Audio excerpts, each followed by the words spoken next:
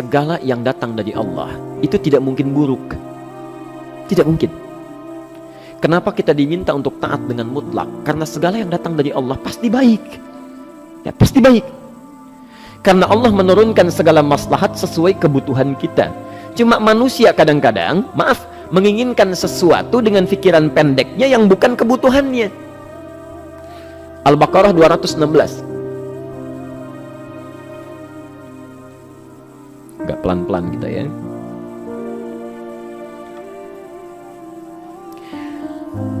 Bapak Ibu kalau diminta milih, pilih motor, pilih mobil. Apa? Pilih motor, pilih mobil. Kalau sebagai manusia biasa pilih motor, keterlaluan itu. Umumnya akan memilih mobil. Akan memilih mobil umumnya. Tapi kadang-kadang kita menginginkan sesuatu yang tinggi, menurut Allah itu bukan kebutuhan kamu. Kebutuhan kamu itu motor. Keperluan kamu motor. Kalau kamu punya mobil, sulit nantinya. Gangnya sempit, mesti bikin garasi, anggaran bertambah, dipikirin juga. Capek. Sudah, motor saja, terbebas dari banyak kemacetan, mampu diurai, tidak banyak difikirkan. Pelan-pelan turun ayat, kutiba alaikumul qitalu wa huwa kurhul lakum. Ya. Diwajibkan atas kalian berperang. Dulu orang diminta jihad gelisah, ya. Gelisah. Nah, kalau ada perintah Allah yang melahirkan kegelisahan, ini maknanya ya. Tidak harus dalam konteks jihad yang fisik ya. Jihad melawan hawa nafsu kita, jihad melawan pikiran kita, jihad melawan prasangka buruk kita. Kadang-kadang ada keinginan kita yang kita inginkan menurut Allah itu belum baik untuk kita. Nah, sifat manusia ketika diberikan oleh Allah keputusan yang terbaik, kadang-kadang ada sifat dalam hatinya gejolak, belum bisa menerima. Ada gejolak di hatinya. Dalam keadaan demikian kata Quran, kutiba alaikumul qital. Kalau Anda merasakan sesuatu sedang ada gejolak di jiwa, sulit menerima ketetapan Allah, maka perangi perasaan-perasaan buruk itu. Wa huwa kurhul lakum, walaupun itu sulit. Walaupun itu sulit.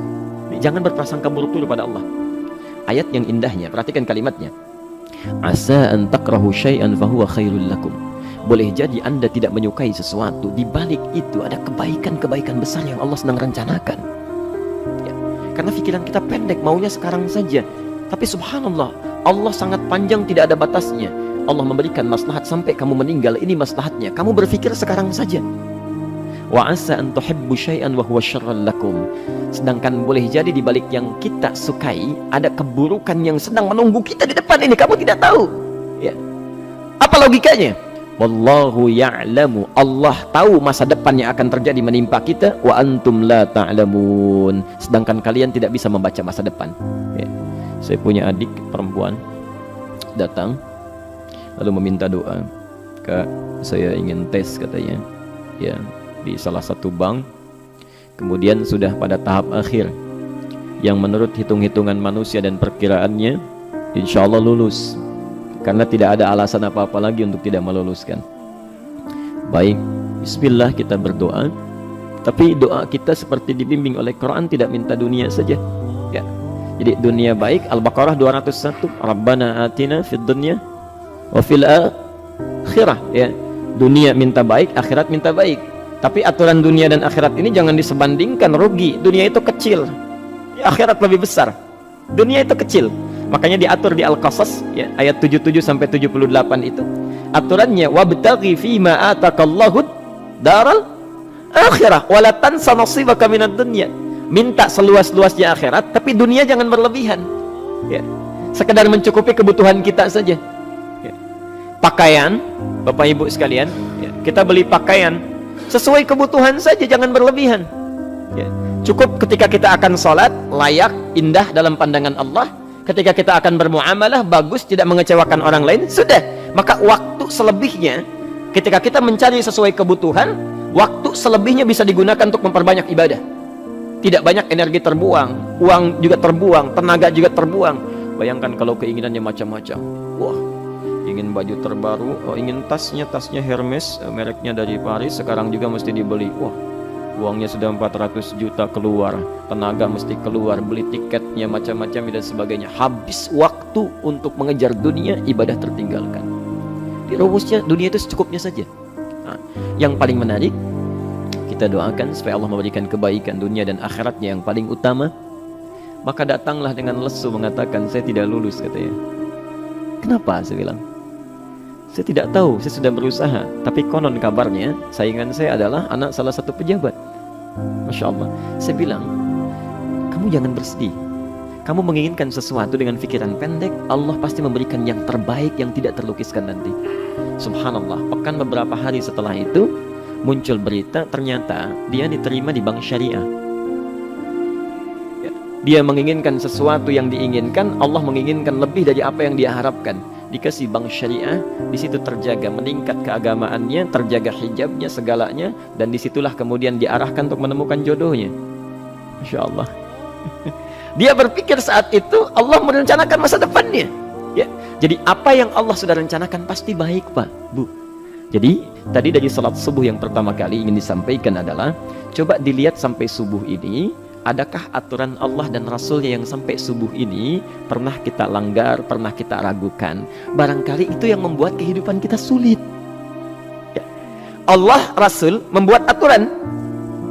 Dan ada 4 tipikal orang, ya, 4 tipikal orang bila dihubungkan dengan aturan yang Allah dan Rasul sudah buat itu.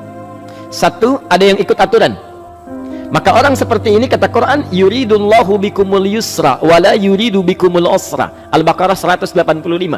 Allah menginginkan kemudahan, tidak menghendaki kesulitan dalam hidupmu. Ya. Maka dibuat aturan, yang ikut aturan Allah pasti mudah hidupnya. Ya, pasti mudah hidupnya. Ya. Rizkinya mudah, hidupnya mudah, nyaman, enak. Ya. 1, ada yang ikut aturan. Yang kedua, ada yang keluar aturan. Ya. Ini pasti repot. Pasti repot. Di awal-awal seperti menyenangkan, ujung-ujungnya repot. Allah bilang, jujur, jangan berdusta. Kalau dusta celaka. Wailul lil mukadzibin. Celaka bagi para pendusta. Dia keluar aturan, dia berdusta. Awal-awal memang nikmat. Besok. Pak, ini amplop siapa ya? Maaf Pak, ini amplop memang ini khusus Pak, anggaran tertentu, tidak ada kaitan dengan proyek ini. Padahal ada kaitan dengan proyek, dia sisihkan untuk kepentingan pribadinya. Bohong. Saat itu merasakan enak dapat tambahan, besok-besok dikejar-kejar sama aparat kepolisian. Ya. Celaka. Wail, itu sudah keluar aturan pasti celaka. Ya. Subhanallah. Jadi ada orang kedua keluar aturan. Yang ketiga bikin aturan sendiri. Dikasih aturan, dia bikin aturan sendiri. Subhanallah. Kalau sakit, dibuat ketentuan. Sakit pertama, kalau biasa-biasa saja, ya subhanallah, ikhtiarnya pergi ke dokter. Seorang sahabat datang kepada Rasulullah, ya Rasulullah, saya sakit, tolong doakan saya. Kata Nabi, idhab ila tabib, pergi ke dokter. Ini orang pintar sekali. Kata orang ini, ya Rasulullah, Anda kan Nabi Rasul, angkat tangan Anda, Allah kan maha menyembuhkan, nanti Allah sembuhkan saya. Cerdas ya? Tapi subhanallah, Nabi harus lebih cerdas, dapat bimbingan dari wahyu. Pergilah ke dokter, karena kesembuhan yang telah Allah tetapkan dititipkan di tangan para dokter. Masya Allah, pergi ke dokter. Ya. Itu rumus pertama. Nanti kalau dokter sudah pada hand up, ya, angkat tangan, tidak mampu menyembuhkan, itu tandanya Allah ingin langsung menyembuhkan tanpa turut campur makhluk yang ada. Maka kaidahnya akan berubah nanti, ya, dari kaidah biasa kepada kaidah Al-Anbiya ayat 83 sampai 84. Itu aturan yang menyembuhkan langsung dari Allah Subhanahu wa taala. Tapi kalau Anda sakit, perginya ke dokter. Ya. Cuma ada manusia bikin aturan sendiri. Sakit, pergi ke dukun. Ya. Dukun nggak bisa, pergi ke paranormal. Dirinya pun sudah nggak normal. Makanya disebut paranormal, karena nggak normal. Ya. Tapi didatangi juga gitu, bikin aturan sendiri. Karena itu jadi lebih sulit hidupnya. Ya. Doa, minta pada Allah, kan sederhana. Ya. Doa, nggak bayar, nggak ada macam-macam, Masya Allah, gampang sebetulnya. Ada kekeringan, sekarang kan banyak kekeringan ya, banyak kekeringan. Dikasih rumus, subhanallah, dikasih rumus yang tidak perlu pakai biaya, meluangkan waktu, itu pun berpahala juga. Dunianya dapat, akhiratnya melimpah. Ya. Dikasihlah salat istisqa, Masya Allah, tinggal minta, memohon kepada Allah. Salat, mengangkat tangan, mohon pada Allah. Subhanallah, manusia tidak bikin aturan sendiri. Digarami saja. Orang garamin sayur, dia garamin awan. Cari biaya miliaran, terbang pakai pesawat. Kalau Allah tidak berkehendak, ya sudah. Ya. Ayo silahkan, berapa biaya yang mau kamu kumpulkan, tenaga yang kamu kumpulkan, silahkan aja. Ya. Yang ini hujan, bikin kering lagi di sana. Sana hujan, bikin kering lagi di sana. Mau sampai kapan? Ya.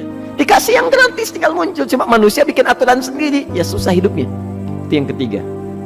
Yang keempat, ada orang nggak mau diatur. Allah bikin aturan, dia nggak mau diatur. Ya, Masya Allah, ini yang luar biasa. Inilah yang fasik. Fasik itu keluar dari aturan, menyimpang, tidak mau diatur dia, ya, tidak mau diatur. Karena itu Bapak Ibu sekalian, dari ayat yang pertama ini, ya, mari kita evaluasi sampai dengan hari ini subuh. Dari ayatnya memang sederhana, singkat, padat, cuma satu ayat, tapi meminta kita untuk melihat, sudahkah sampai hari ini taat pada Allah dan Rasulnya. Yang kedua, ketaatan kita apakah selalu ragu atau sudah melahirkan keyakinan yang paripurna, ya. Yang ketiga, pelajari aturan-aturan Allah terkait kehidupan kita, aturan sholat, aturan muamalah, ya, aturan beraktivitas, aturan berumah tangga. Pelajari itu supaya mendapatkan kemudahan. Biasanya kesulitan didapatkan karena kita belum mengenal aturan Allah dan Rasul.